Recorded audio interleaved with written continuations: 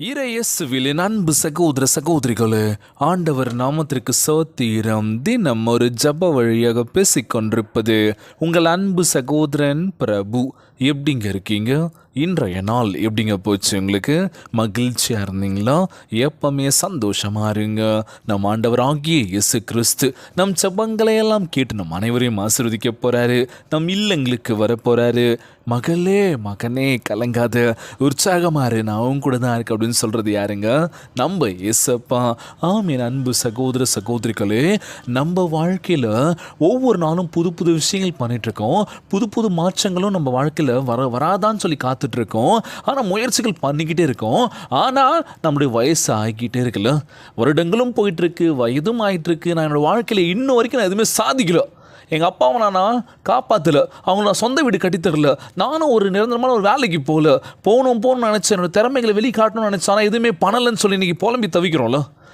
ஆண்டவரே, என் வாழ்க்கை எப்படி போயிட்டுருக்கு? எவ்வளோ உழைக்கிறேன், எவ்வளோ நான் பண்ணுறேன் வாழ்க்கையில், ஆனால் இன்ன வரைக்கும் என் வாழ்க்கையில் ஒரு முன்னேற்றமே இல்லையே, அப்படியே தான் இருக்குல்ல. ஆனால் என்ன ஒன்றா, இளம தோற்றம் போயிடுச்சு, வயசாகிடுச்சு, இதுக்கப்புறம் உழைக்கணும் அப்படின்னா என் உடம்புல தெம்பே இல்லைன்னு சொல்லி கலங்கி நிற்கிறேன். எவ்வளோ பேரில் என் வாழ்க்கை மாறாதான்னு சொல்லி கலங்கி நிற்கிறோம்ல. நிச்சயமாக இதெல்லாம் மாறணும் அப்படின்னா உங்களுக்குள்ளே ஏதோ ஒரு விஷயம் இருக்குது, அதை நீங்கள் எடுத்து போட்டால் மட்டும்தான் மாறும். நீங்கள் வாழ்க்கையில் வேறு லெவலுக்கு இருப்பீங்க. உண்மையான விஷயம் என்ன தெரியுமா? முழுமையாக விசுவாசம் இருக்கணும். எந்த ஒரு விஷயம் செஞ்சாலும் சரி, ஒரு விஷயம் பண்ணுறோமா, அது வேலையாக இருக்கட்டும், இல்லை ஒரு விஷயங்களாக இருக்கட்டும், நம்ம ஆண்டவராகிய இயேசு கிறிஸ்து நம்மோடு பயணித்து கொண்டு இருக்கின்றார். மகளே மகனே கலங்காத. முதலாவது, விசுவாசத்தோடு நம்ம செய்கின்ற ஒவ்வொரு விஷயமும் வாழ்க்கையில் கண்டிப்பாக வெற்றி கொடுக்கும் அப்படின்னு சொல்லுவாங்களாம். இல்லைங்க, அடுத்தவங்க பண்ணுறாங்க, அதை பார்த்து நானும் பண்ண ஆரம்பிக்கிறேன், என் வாழ்க்கை ஜெயிச்சிருவோம் போல இருக்குன்னு சொல்லி என்ன பண்ணுறோம்? அடுத்தவங்க பண்ணுறதை நம்ம பார்த்து இது பண்ணோம் அப்படின்னா அவங்க போயிடுவாங்க மேலே. நம்ம என்ன பண்ணுவோம்?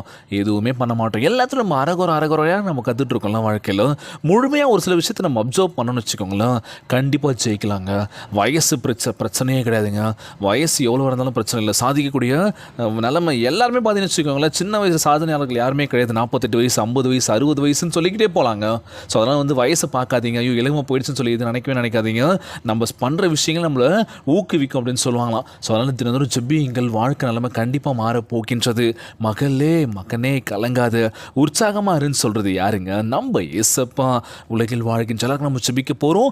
ஒவ்வொரு நாள் நீங்கள் ஜெபிக்கின்ற வேலையில் ஆண்டவரே எங்கள் வாழ்க்கையை மாற்றுங்கம்மான்னு சொல்லி கேட்டிங்கன்னா கண்டிப்பாக நம்ம வாழ்க்கையில் பல மாற்றங்களை கொடுக்க போகின்றார். நம்மளுடைய வாழ்க்கையிலையும் நிறைய யோசிக்க வச்ச விஷயம் என்ன அப்படின்னா, என்னடா வாழ்க்கை இது அப்படின்னு சொல்லி யோசிக்க வச்சுருக்கோம்ல.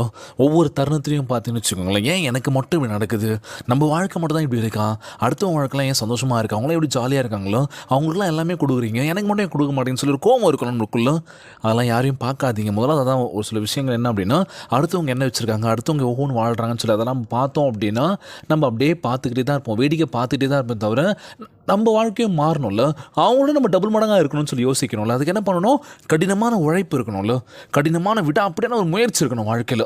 அடுத்தவங்க வேடிக்கை பார்த்ததெல்லாம் போதும்பா, அடுத்தவங்களை ஃபாலோ பண்ணதெல்லாம் போதும்பா. நமக்கான ஒரு பாதை நம்ம ஆண்டவராக இயேசு கிறிஸ்து கொடுத்துருக்காரு. அந்த பாதை நோக்கி போகலாமே. எவ்வளோ கஷ்டம் வந்தாலும் பரவாயில்ல, ஏசப்பா என்னோட கூட இருக்கின்றார், நான் அவர் என்னை பார்த்துப்பாருன்னு சொல்லி முழு மனதோட முழு ஆன்மோட ஜெபிக்கின்ற ஒவ்வொரு வேலையிலும் சரி நம்ம ஆண்டவராக இயேசு கிறிஸ்து நம்மோடு பயணிக்க போகின்றார். அதனால் சோர்ந்து போகாதீங்க. நம்மளுடைய நோக்கங்கள் என்னவா இருக்கோ அதை நோக்கி ஃபுல் ஃபோக்கஸோட ஓடிக்கிட்டே இருங்க. நடுவில் எங்கேயும் நீங்கள் மாறாதீங்க. உங்கள் ஃபோக்கஸ் எதுவோ அதை நோக்கி நீங்கள் போனீங்கனாலே வாழ்க்கையில் ஜெயிச்சிடலாம். நடுவில் சில பல விஷயங்கள் நடக்கும், உங்கள் ஃபோக்கஸை தடுக்கிறதுக்கான சில பல விஷயங்கள் நடக்கும். ஸோ அப்பயும் நீங்கள் என்ன பண்ணணும்? தடுமாறக்கூடாது. கீழே விழுந்தானே பண்ணணும், எழுந்திரிச்சு ஓட ஆரம்பிக்கணுமா. இன்றைய நாள் நம்ம ஆண்டவராகிய இயேசு கிறிஸ்து நமக்கான ஒரு விஷயத்தை கொடுக்க போகின்றார். நமக்கான ஒரு இலக்கு இருக்குங்க. அந்த இலக்கை நம்ம சீக்கிரமாக அடைகிறதுக்கான நேரம் நெருங்கி விட்டது அப்படின்னு சொல்லுவாங்களாம். அதனால் சோர்ந்து போகாதீங்க, உற்சாகமாக இருங்க, தினந்தோறும் ஜெபியுங்கள். இன்றைய நாள் ஜெபத்திற்குள்ளாக பயணிப்போமா. எங்களை மிகவும் அதிகமாய் நேசிக்கின்ற அன்புள்ள ஆண்டவராகிய இயேசுவே, இன்றைய நாள் வாக்குறுதி வசனத்திற்காக நன்றி ராஜா. ஆண்டவரே, இன்றைய நாளை எங்களுக்கு கொடுத்ததற்காக ரொம்ப ரொம்ப நன்றி ஆண்டவரே. எவ்வளோ கடினமான சூழ்நிலைகள் வந்தாலும் சரி, எவ்வளோ பிரச்சனைகள் வந்தாலும் சரி, நீர் எங்களோடு கூட எங்களை பார்த்துக்க போவதற்காக நன்றி ஆண்டவரே. நாங்கள் சோர்ந்து போகும் வேலையில் கூட எங்களுக்கு நீ தைரியத்தை கொடுத்து பார்த்துக்கலாம், நான் உன் கூட தான் இருக்கேன்னு சொல்லி எங்களை ஊக்குவிக்க வேண்டும் என்று கேட்குறேன் ஆண்டவரே.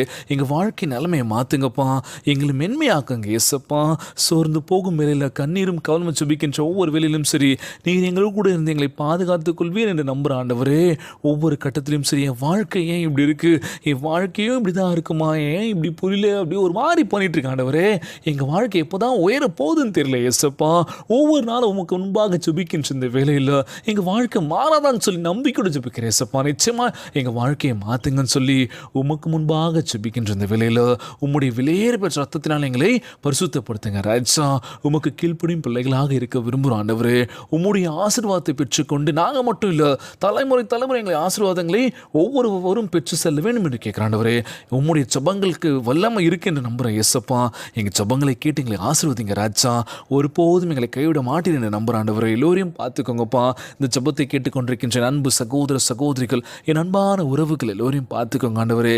மன தைரியத்தை கொடுங்கப்பா, மன வலிமையை கொடுங்கப்பா. நாங்கள் யாரையும் நம்பி இல்லை, உங்களை மட்டுமே நாங்கள் நம்பியிருக்கோம் ஏசப்பா. எங்கள் வாழ்க்கை நன்மையை மாற்றுங்க ராஜா. நோய் நொடியினால் அவதிப்பட்டு கொண்டிருக்கின்ற ஒவ்வொரு சகோதர சகோதரிகளை உமது கரங்களால் தொடர் நோயில் அகற்றி போடுவீராக. உம்மால் கூடாத காரியம் ஒன்றுமில்லை ஏசப்பா. எல்லோரையும் பார்த்துக்கோங்கப்பா. இன்றைய நாள் ஜெபம் இயேசுவின் விலையேற பெற்ற நாமத்தினால் ஜெபிக்கின்றேன் நல்ல பிதாவே, ஆமேன் ஆமேன். இயேசுவுக்கு புகழ், இயேசுவுக்கு நன்றி. மரியே வாழ்க. God bless you all. தொடர்ந்து ஜெபியுங்கள், வேதத்தை வாசியுங்கள். ஆண்டவர் நம்மோடு கூட இருக்கின்றார். மரியே வாழ்க.